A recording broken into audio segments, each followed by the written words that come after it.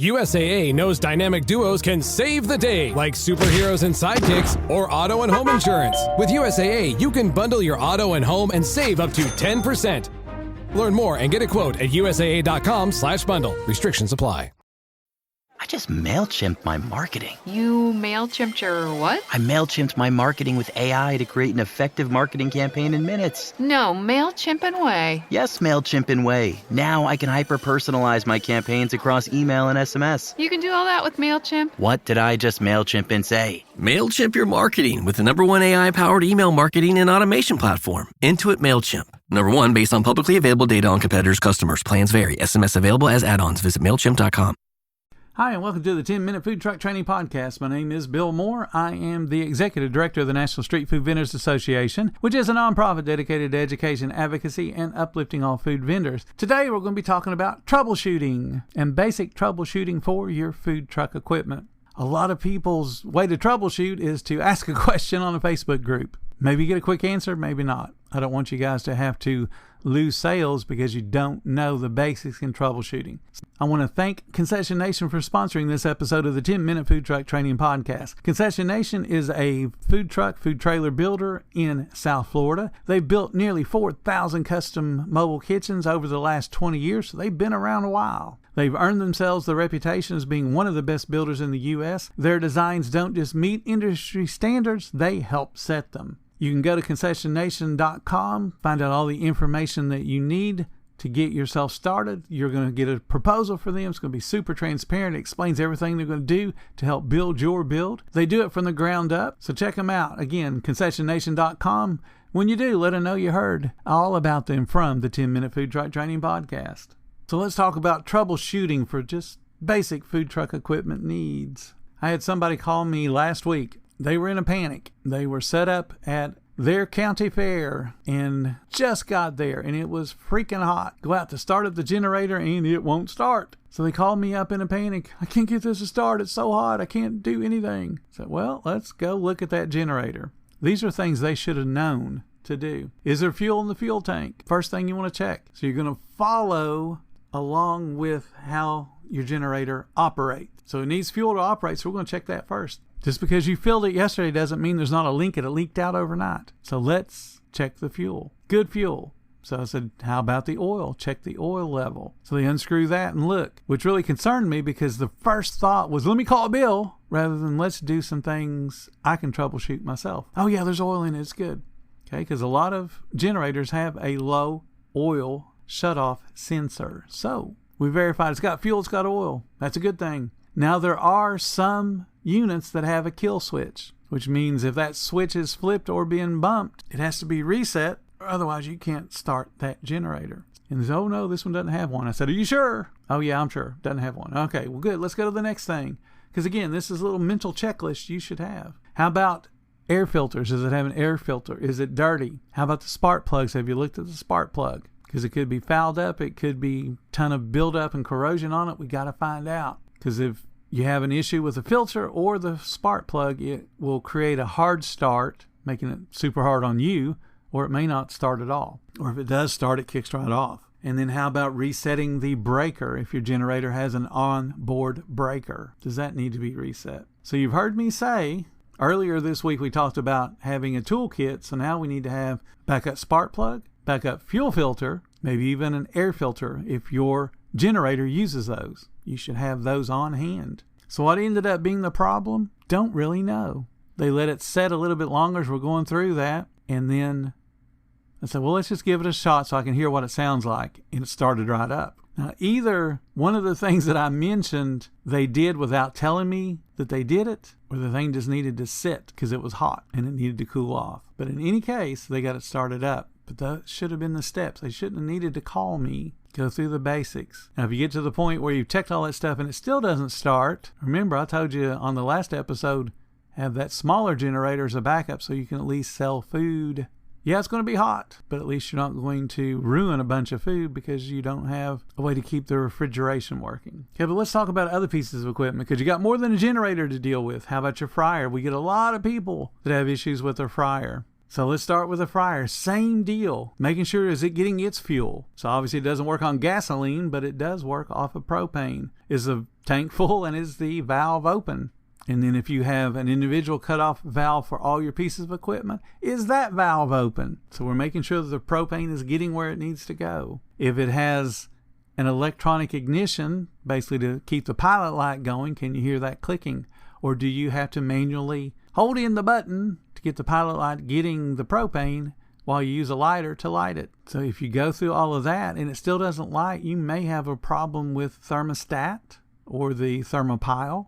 Those are little things that tell the piece of equipment that, yes, it's got propane and yes, the pilot light's on. So now we can let more propane in to kick on the burners. We had somebody this week say that there's a problem with their fryer and it's set at 350 and nothing's cooking. Okay, so could be a couple of problems. The oil could have broken down to the point where it's just not going to fry. It's just going to kind of steam and make everything awfully greasy. But that wasn't the problem. At least I hope it wasn't. My thought was that the thermostat has gotten out of calibration. So even though it's set at 350, it's not really getting the temperature to 350. So that means in part of your toolkit, you need a thermometer that will go up to at least 500 degrees that you can verify that when I set it at 350, it gets to 350. Now, how do you verify that properly? If you spent money on a really, really good fryer, it's going to have a built-in computer that will do this stuff for you. But most food truck owners that I know don't opt to get those built-in computers. They just go with the simple and very dumb fryer that is propane,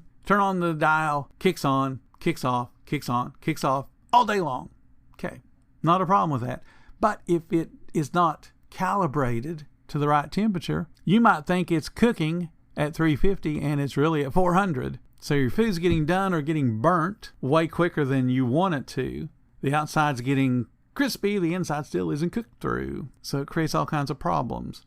I worked on a food truck in Houston a number of years ago, and I was there just helping the girls, two of my really good friends, helping them out. And I kept looking at the fries going, this ain't right. They were using the 3/8 inch cut fries, and it's like, these are not cooking right. I've cooked literally tons of these over the years. There's something not right. Oh, is that how it works? No, there's no way. I said, you got a thermometer? So we stuck the thermometer into the shortening, and it was set at 350. That's what they wanted to cook at, which that's perfectly fine. A lot of places go at 350, a lot of go at 375. So they're at 350, and it didn't get up to just barely over 300. I said, this looks to me like it's maybe 320 at most. Oh, that can't be right. Well, this is what it says. Well, how could it get out of calibration? I said, well, sadly, y'all bought a cheap fryer for one. So it's not got the highest quality equipment in it to create it. So it's just gotten out of calibration. So we'll just reset it. So I showed them how to reset the thermostat. And we got it to 350, and all of a sudden now the fries are cooking the way they should, and actually much faster. And they were super happy. But they didn't know because it happened over time. One of the things that we check every single day when we had fryers was, if it's set at 350, does it get to 350? Now, what you want to look at to calibrate that is, you turn the fryer on 350 and you pay attention to the burners. When the burners shut off, you should be somewhere between 350 and 360, maybe 365 if you got a really, really cheap one. Okay, so the thermostat is going to kick on the burner when it reaches a temperature that's too low. Hopefully that's 340. But again, the cheaper fryers, it may be even 330 when it kicks on. So that's a big span. That's why we want to opt for good equipment, not the cheap. But again, a food truck has a budget. So the point that the thing kicks on, see what that temperature is. Where's my shortening at? If it's 340, it's not bad. So that means when you drop fries, as soon as the oil temperature goes below 340, the burner should kick on. Should kick off when the internal temperature of that shortening gets around 360. So that way it's averaging 350. You got to know where it kicks on and kicks off. Check it every single day. How about the water pump? We talked about having a backup water pump, but before we go into changing the thing out, you want to listen for clicking or humming. And of course, if it's no noise, that means it's a power problem. But if you got some noise, at least it's getting power. So is it clicking? Is it humming? Is it spitting? Is it sputtering? What's going on? But before you get into changing it out, especially if it's silent, does it have fuses? And you should know that now. Does it have fuses? And if it does, not want to check them. So if it does have fuses, that should be part of your backup kit. Got fuses for everything that uses a fuse. And then also check the breaker. And if it's a 12 volt, make sure that it's getting 12 volts. That's why you need the multimeter we talked about on the previous episode. Make sure that there's water in the tank, and not just a little, it needs to be a lot. Look for air locks. You may need to disconnect and then reconnect the lines to bleed out any air. Yes, it's a pain, and yes, you're going to get water on the floor, and it's going to make a mess, but it's better than trading something out. So that's why I also recommend having a valve on the line leading to the pump. So that way, if you do have to change it in real time with 45 gallons of water, you don't have 45 gallons of water leak on your floor while you're trying to change it, or you trying to hold your thumb over the pipe while trying to do all the other changes one-handed. Put a valve there. And I'm telling you to do that today. So go look. If your system did not come with a valve, put one in. Make your life easy. I have so many valves everywhere. I can cut off my hand wash sink. I can cut off my triple sink. I can cut off the water pump. I can also cut off the water coming in. So have valves everywhere. Builders typically don't give you enough valves. Either request them or put them in yourself. How about your hot water tank? How are you going to troubleshoot it? Same deal. Is it getting power? So you're always checking fuel. If it's gasoline, propane, or electric, is the apparatus getting power? That's where the multimeter comes in handy. You can verify that it's getting power without having to touch your finger or trying to create a short and trip a breaker. The multimeter will let you know, yes, there is sufficient power coming to this. If there's not power, is a breaker trip? Is a GFCI breaker trip? Because sometimes they'll put multiple of those on a line and you'll have to go through and make sure every single one of them isn't tripped. In the same deal, turn it on. It should have a little bit of a hum or a vibration when it's heating up. If you don't hear it and you know there's power going to it, probably burned out the element. Time to change it. If it's propane powered, same deal. Can you verify propane is getting that far? Is the pilot light on if it has a pilot light? If it uses electronic ignition, make sure that the electronic ignition doesn't need a fuse change. Make sure it's got power when it says it does. And here's a real tidbit. Every piece of equipment has a manual. May not come with it. You may have to download it. But I'm telling you right now, download it today. Put it in a binder and keep that on the food truck, food trailer, hot dog cart, whatever it is that you operate off of, have those manuals, because most of them will have a troubleshooting guide in the back of them. Create a checklist for yourself so you can verify and double check all these little pieces of equipment. And we could talk about refrigeration. We could talk about heating equipment, steam tables, holding units. We can talk about the grills. They all operate the same way. First thing to verify is it getting power. Is power coming to the outlet that it's plugged into if it's a refrigerator or a freezer? Yes, it is. Well, good. Now we need to figure out why it's not kicking on. Where's the problem? Go through those troubleshooting guides. Do what they suggest. Because pretty much the last thing on this troubleshooting guides, if after you've done all of this and it still doesn't work, call for service. And this is another thing you should already have lined up. Who are you calling for propane repairs, refrigeration or freezer repairs, HCAV repairs? Who are you calling? You don't want to wait until the day of the event and realize that, oh crap, this isn't working, and then go through your phone or Google to find repairman near me. You should already have a working relationship with these people before you need them. How do you develop that relationship? Real easy. Go to their office. Take a couple of sandwiches and a Be My Guest card and say, hey, can you work on this brand? I have this on my food truck. And will you work on it on my food truck?